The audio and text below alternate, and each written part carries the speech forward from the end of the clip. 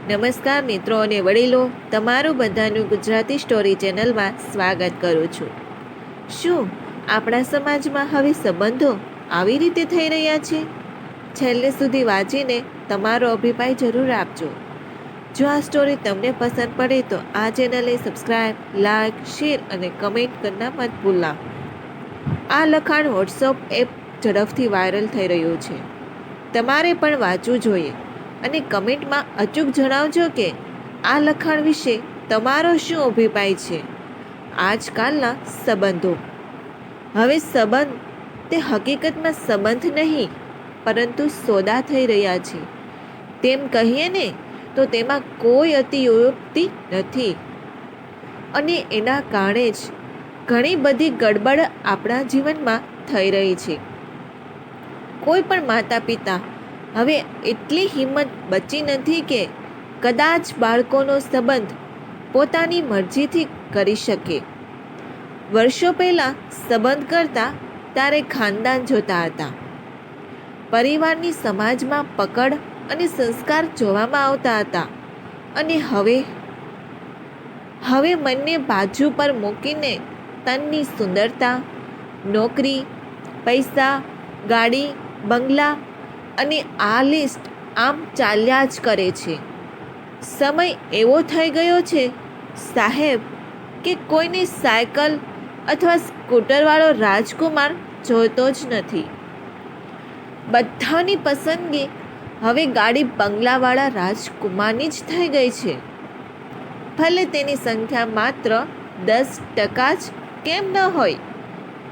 છોકરાવાળાઓને પણ છોકરી મોટા ઘરની જોઈએ છે અને છોકરીવાળાઓને છોકરો પૈસાવાળો જોઈએ છે, જેથી તેની દીકરીને કામ ન કરવું પડે. નોકર, ગાડી, બંગલા હોય, પરિવાર નાનો જ હોય એટલે કામ ન કરવું પડે અને આમની આમ કરતાં નાના પરિવારના ચક્કરમાં પરિવાર ઘણો નાનો થઈને રહી ગયો છે. પહેલાં જ્યારે સંબંધ થાય ને ત્યારે એમ કહેતા કે મારી દીકરી ઘરનું બધું કામ જાણે છે અને હવે કહે છે કે અમે અમારી દીકરી પાસે કોઈ દિવસ ઘરકામ કરાવ્યું નથી અને આવું કહેવામાં શાન સમજે છે. એવું કહેવામાં જરા પણ અતિયોક્તિ નહીં કે અત્યારે માણસો સંબંધની નહીં પરંતુ વધુ સારાની શોધમાં છે. સંબંધનું બજાર ગાડીઓની જેમ સજાવવામાં આવ્યું છે. માણસો રાહ જોઈ રહ્યા છે કે કદાચ કોઈ નવી ગાડી લોન્ચ થઈ જાય અને એ રાહ જોવામાં બધાની ઉંમર વધી રહી છે અને અંતમાં શું થાય છે એ બધા લોકો કદાચ જાણતા હશે. ગજબનો માહોલ થઈ રહ્યો છે. વધુ સારાની તપાસમાં બધા લોકોની ઉંમર વધતી જઈ રહી છે. ખરેખર સમજવાની જરૂર છે કે એક ઉંમરમાં જે ચહેરા પર ચમક હોય છે તે આધેડ વર્ષના થઈ પછી કાયમ માટે રહેવાની નથી. ગમે તેટલા બ્યુટી પાર્લરના કે સલૂનના ધક્કા ખાઈ લઈએ પરંતુ એ રહેવાનું નથી. જાણે કોઈ રોગ હોય તેમ બધું ફેલાઈ રહ્યું છે. નોકરી કરનારા છોકરાને છોકરી નોકરી કરવાવાળી જોઈએ છે. જમવાનું તો હોટલમાંથી મગાવી લેશું કે પછી ઘરમાં કૂક રખાવી દેશું. બસ આ બધા ઘણા કારણોને લીધે જ આજકાલના ઝઘડાઓ મોટા થઈ રહ્યા છે. એકબીજા પર હક કે અધિકાર જોવું તે કશું જ રહ્યું નથી અને સહનશીલતા બિલકુલ પણ દેખાતી નથી. અંતે કશું કામ ન કરે ત્યારે ડિવોર્સનો રસ્તો બધાને દેખાઈ આવે છે. ઘર પરિવાર ઝૂકીને ચાલે છે, અકળીને નહીં. જીવનમાં જીવવા માટે રોટી, કપડાં અને મકાનની જરૂરત છે અને સૌથી વધારે જરૂરત અંગત તાલમેલ અને પ્રેમની છે. પરંતુ આજકાલ માણસોને મોટું ઘર, ગાડી, બંગલા જોઈએ છે. ભલે પછી ઘરની માલિકની જગ્યાએ ઘરની નોકર બનીને કેમ ન રહેવું પડે?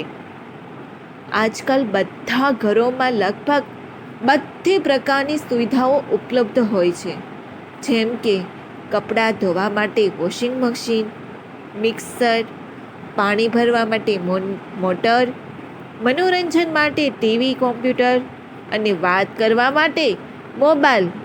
પરંતુ માણસોને આટલામાં પણ સંતોષ થતો જ નથી. પહેલાંના જમાનામાં આવી કોઈ સુવિધા નહોતી.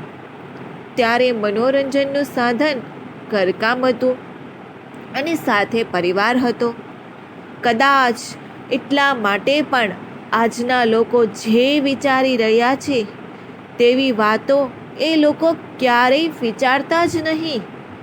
જ્યારે પણ સાંભળવા મળે કે ઘરકામમાંથી નવરા જ નથી થતા, ત્યારે એટલું જ યાદ આવે કે પહેલી વખત સાસરું હોય કે કોલેજ, લગભગ બરાબર જેવું લાગે છે. થોડી ઘણી રેગિંગ થાય તો પણ સહન કરી લો છો, પણ આજે કોલેજમાં જુનિયર છો તો આવતીકાલે સિનિયર બનશો. એવી જ રીતે સાસરીમાં આજે વહુ છો તો આવતીકાલે તે પણ સાસુ જ બનશે. સમય થાય એટલે લગ્ન કરી લો. સ્વભાવમાં સહનશીલતા જરૂરી છે. પરિવારમાં રહેલા બધા નાના મોટાનું સન્માન કરો અને આ કરેલું સન્માન તમને વ્યાજ સહિત પાછું જરૂર મળશે. પોતાનામાં રહેનાવાળા ન બનો. દરેકના જીવનમાં ઉતાર ચઢાવ આવે છે. થોડું વિચારો, સમજો અને પછી નિર્ણય લો, અને ખૂબ જ સારું છે. નિર્ણય લેતા પહેલાં વડીલની સલાહ લેવાનું. વડીલ ઉપર અને ભગવાન ઉપર વિશ્વાસ રાખો. ખરેખર વિચારવા જેવું છે કે આપણે ક્યાંથી ક્યાં આવી ગયા છીએ. આ લેખ વિશે તમારો શું અભિપ્રાય છે તે કમેન્ટ કરીને અચૂક જણાવજો. અને જો આ લેખ પસંદ પડ્યો હોય તો દરેક લોકો સાથે શેર કરજો. આવી સ્ટોરી સાંભળવા માટે આ ચેનલને સબસ્ક્રાઈબ, લાઈક, શેર અને કમેન્ટમાં અભિપ્રાય જરૂર આપજો. સાંભળવા માટે તમારા બધાનો ખૂબ ખૂબ આભાર વ્યક્ત કરું છું.